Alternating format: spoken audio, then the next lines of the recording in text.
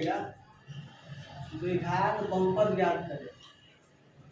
द्विघात बहुपद तो ज्ञात करने के लिए क्या करेगा, क्वेश्चन दो तरीका से पूछेगा।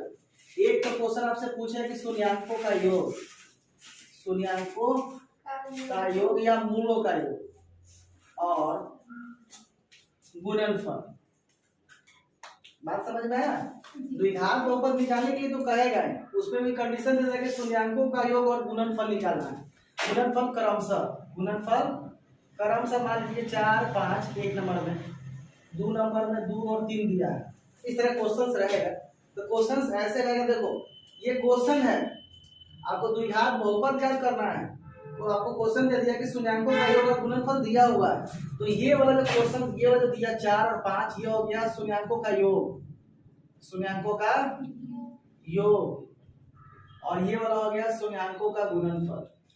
शून्याङ्कों का गुणनफल कहिए या गुना कहिए, बात बराबर है। तो देखो 4 हो गया शून्याङ्कों का योग या फिर मूलों का योग कह सकते हैं, और ये 5 हो गया शून्याङ्कों का गुणनफल या मूलों का गुणनफल। ठीक उसी तरह से ये भी शून्याङ्कों का योग और शून्याङ्कों का गुणनफल या मूलों का योगफल और मूलों का गुणनफल कह सकते हैं। जरा ध्यान से देखिए, हमारे पास क्वेश्चन क्या है, द्विघात बहुपद निकालने के लिए कह रहा है। तो हमारे पास द्विघात बहुपद सूत्र क्या होता है, x² minus alpha plus beta, ठीक है, into x plus alpha into beta. ये क्वेश्चन, यही आपका सूत्र है।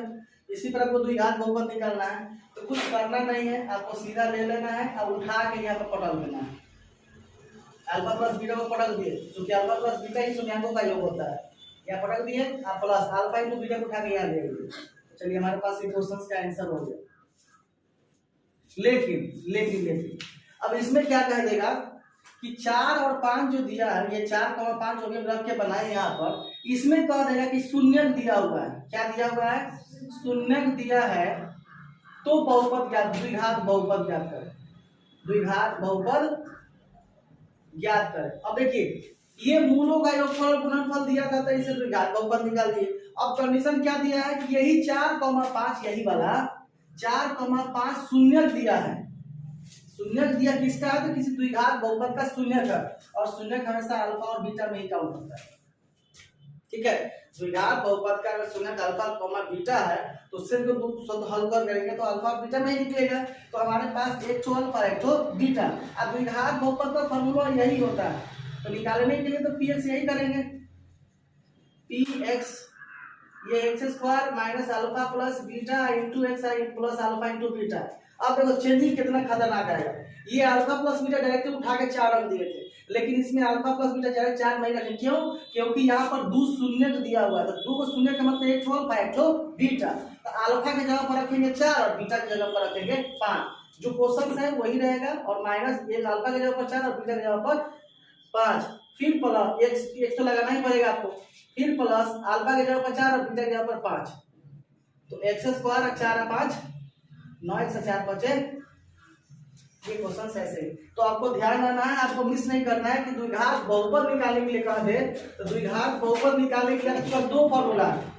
ठीक है, कंडीशन क्वेश्चन पहले क्या देगा कि मूलों का योगफल दे रहेगा, मूलों का योग और मूलों का गुणनफल।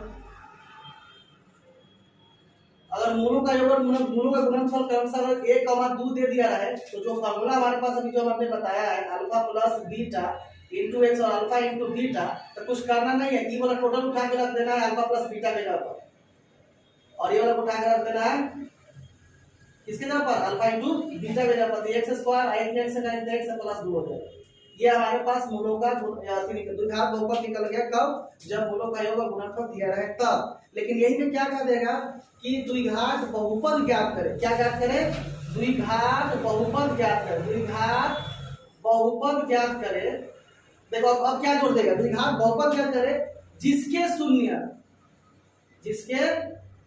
शून्य एक नंबर में 4, 3 2 नंबर 1, 2 3 नंबर माइनस 2, 5। अब बताइए, अब द्विघात बहुपद के शून्यक दिया रहता है, कहीं में कंफ्यूज आ जाता है कि भाई शून्यक है तो क्या है। तो कुछ नहीं करना है, द्विघात बहुपद का आपको फॉर्मूला याद होना चाहिए, x² alpha plus beta into x alpha into beta.